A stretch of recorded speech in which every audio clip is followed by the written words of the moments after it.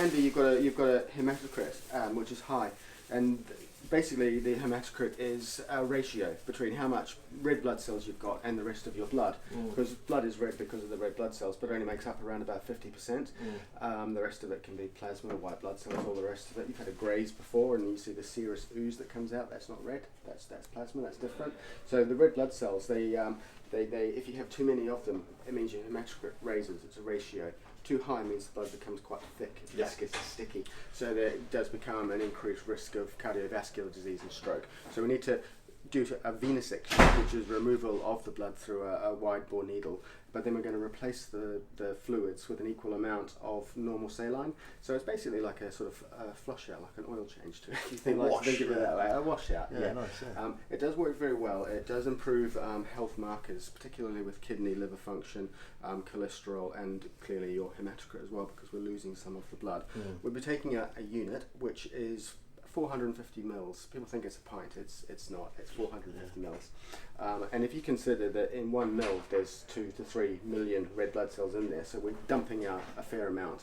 And because we're replacing it with an equal amount of fluid, what we call it is isovolemic venesection. And then afterwards we'll draw some blood out, because we're going to introduce a cannula. So that's goes in with a needle, and then a Teflon tube stays in you, so you can move your arm around. It's comfortable. You can't feel anything. And from there, after we've infused the normal saline, we will do a triple flush to make sure that we're not getting perverted results, by making sure that it's just blood and not some of the leftover drip that's gone out. And then take that off to the lab via the Hench project and see what happens. Everything has to be clean and sterile. All of the equipment that you can see here that we've set up is obviously of medical grade, pharmaceutical grade. I've had to prescribe the fluids that go through. You can't just buy this stuff off the internet.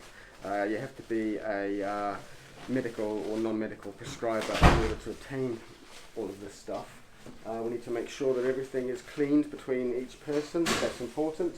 Everything is wipeable. We've got our cleaner wipes down the bottom. So we're going to start off with your left arm, I'm sorry, because generally speaking people are right-handed. About 84% of the population is. So that's where they've got the biggest vein here. You've got a lovely big one here in the cubital fossa.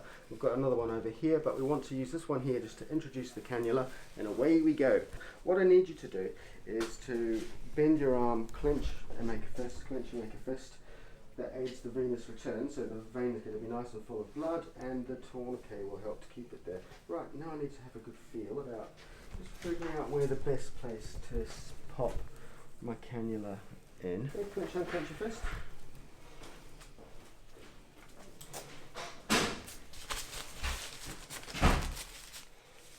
Excellent.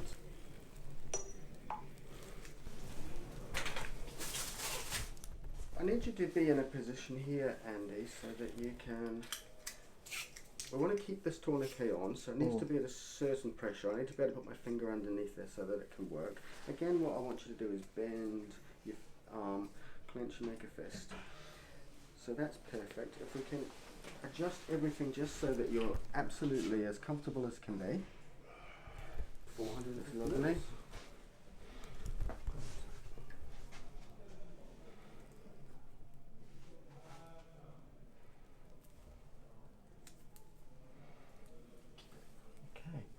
I'm going to put this ball in your hand, and every 5 seconds or so I'd like you just to give it a bit of a squeeze, gentle squeeze.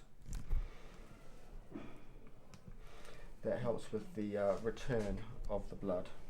It's clever the way that the veins actually work, because they've got little valves in them. So what's required is for the blood to be flowing back up towards Andy's body, so the veins head back to the lungs. It requires the muscles to pump it. It's like the reverse milking of a cow. Okay, and as you can see, we're very nearly there. It's now reading in grams, 385, so we want 475, which equates to 450 mils of the blood. 100 grams left. Not a lot left. 100 G of blood. Not much more to come out. That's 400. Depending on how thick someone's blood is, that can influence how quickly the blood can come out, as well as how well hydrated you are, how good your veins are. Doing the things that you're doing there with your hand, that makes a big difference. So every 5 seconds, just give it a decent squeeze. That's good. It's so close to being there and just about finished. Soon I'll release the tourniquet. put firm pressure on this. I'll put some absorbent gauze on as well as a disposable tourniquet so we can leave it there because we want firm pressure on this for a good minute or two at least. Which is, right, that's the magic number right there. So what I'm going to simply do is take this away.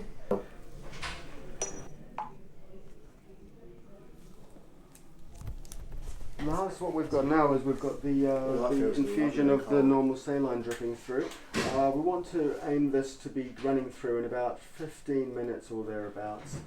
So I'm keeping an eye on the drip rate here. I need to be keeping an eye on the vein here, but there's also freedom of movement as well for Andy. So if you needed to answer your telephone, text anything, or whatever you need to do. How does the tourniquet feel over that side? Great. Because I can remove it shortly. No, it's not too tight. No, that's all right. It's all right. Okay, that's good. And while I'm doing that, I can prepare the draw for the blood.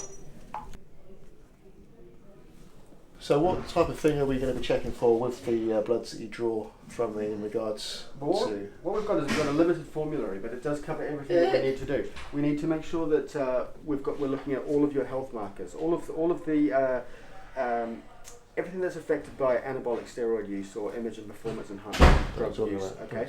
Yeah. So if anyone was on those kind of things, or if they're natural, or even thinking of perhaps going on a cycle, things like that, what we're going to be looking at is if you had a natural athlete and thinking, oh, I might want to use anabolic steroids, which is not something that we'd encourage. We can look at taking someone's androgen hormone profile, so looking at how are things working now, because things don't always come back to normal afterwards, so it might sort of discourage people from using it, ideally. Or if people use steroids, they can have a benchmark of how things were beforehand, but we look at health markers primarily. So that's your full blood count, so we're looking at all the red bloods, what they're all up to. We want to have a good look at your kidneys, a look at your liver as well, because we know that any kind of, any tablet form of any tablets can cause liver problems. We also have a look at your lipid profile as well, which is a full breakdown of your cholesterols. So you've got the HDL good, LDL bad.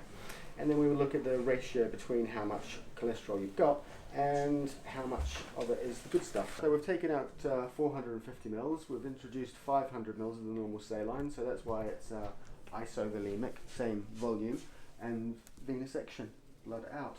So we're also going to be doing some pathology as well. So very shortly, once this is finally dripped through, and it's nearly done now, I'm going to be releasing the drip here, popping a syringe on the end, and removing some blood, but then I'm going to be gently reintroducing it back, but 3 times, it's triple flush, just to ensure that there is no incorrect result.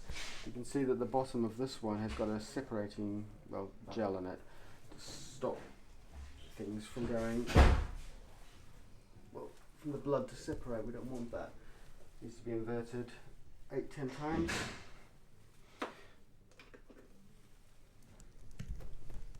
This one here doesn't have the gel in the bottom of it, so it's for a different test. This is the full blood count. This tube here, the EDTA tube. They all get sent to the lab the same day. I drop them off myself, so everything makes sure that it doesn't get delayed, because when you get a delay in the blood, you can get artificially raised values, particularly U and E values. They're the kidney ones. Not good. Now, the hard part. Oh my fucking life. That's the one. Did you enjoy that? Oh, as much as me? We're on to something. There's nothing much to say. So we're going our sharp spin. Tourniquet. Just tidy up, decontaminate, have a cup of tea, and get ready for my next person. You can have this for wiping away any bits of blood or whatever it is that you want to do. Come away with a free gift.